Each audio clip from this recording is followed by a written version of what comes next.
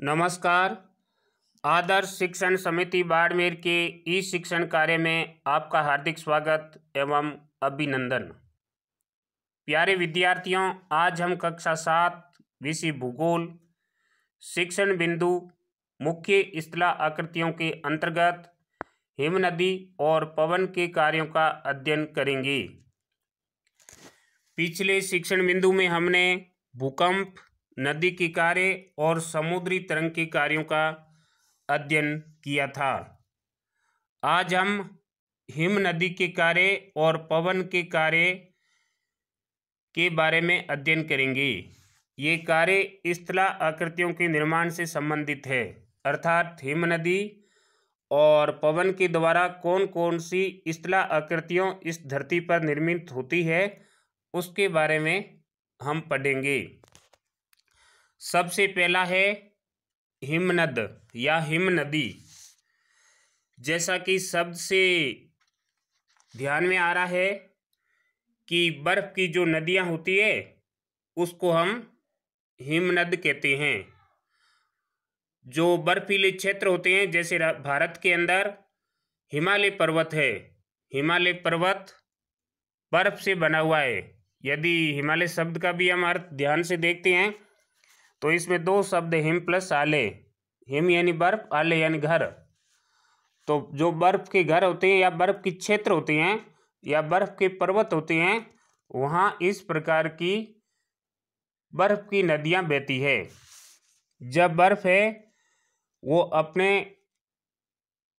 स्थान से हटती है या अपने स्थान से बह करके दूसरे स्थान पर चली जाती है, तो उसके फलस्वरूप क्या होता है, उनके नीचे की जो कठोर चट्टानें होती है, उनके नीचे मिट्टी भी हो सकती है और उनके नीचे छोटे छोटे पत्थर भी हो सकते हैं। इनको वो एक स्थान से दूसरे स्थान पर हटा देती है, जिसको विज्ञान या भूगोल की भाषा में हम अपरदन कहते हैं। तो अपरदन के फलस्वरूप एक प्रकार के भूदृश्य का निर्माण हो जाता है और इस भूदृश्य में सबसे पहले जिस प्रकार की आकृति बनती है उसका नाम है झील।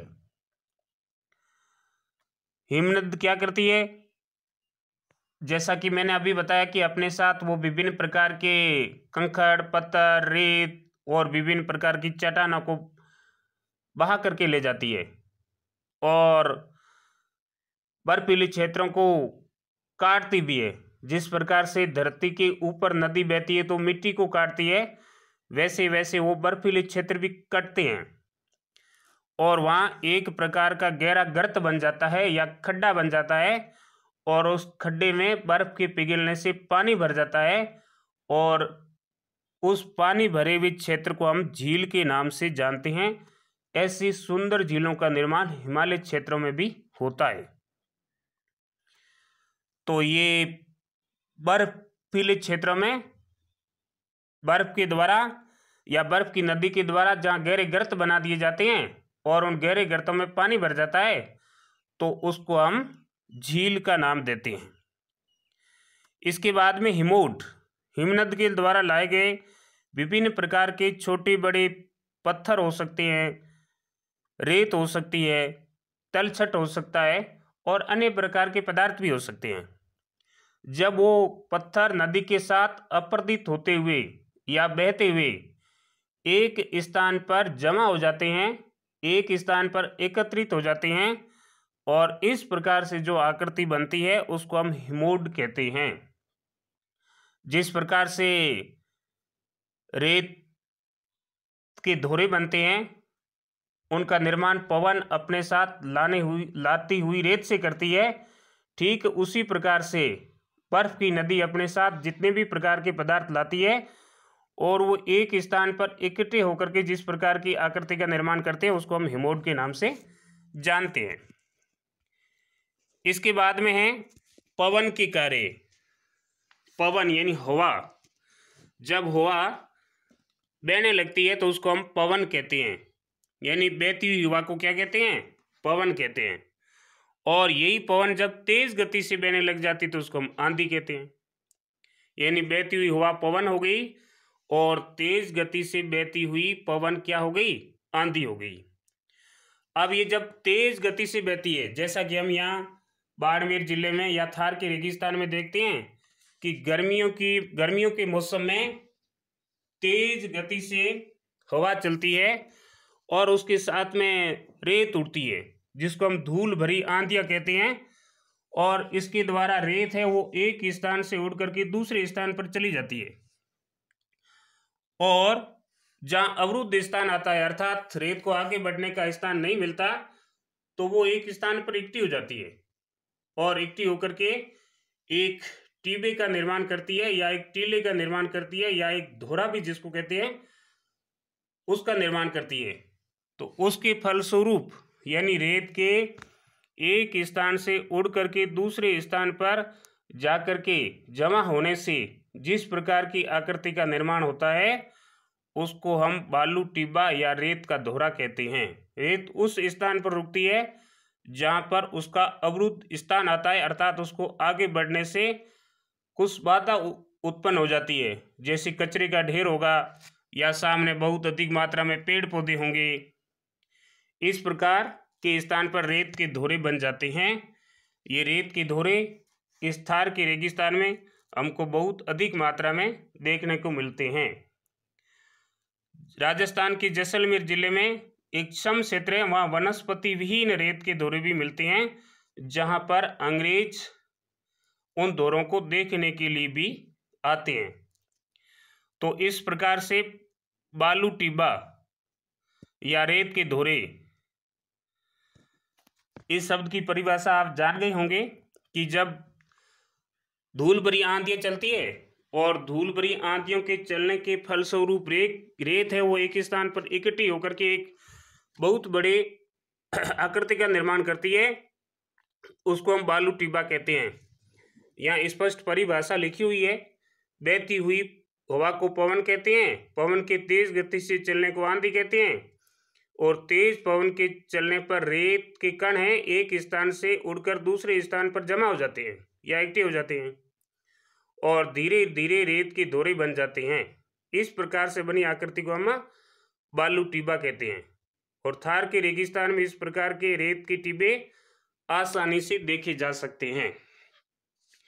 इसके बाद में एक प्रकार की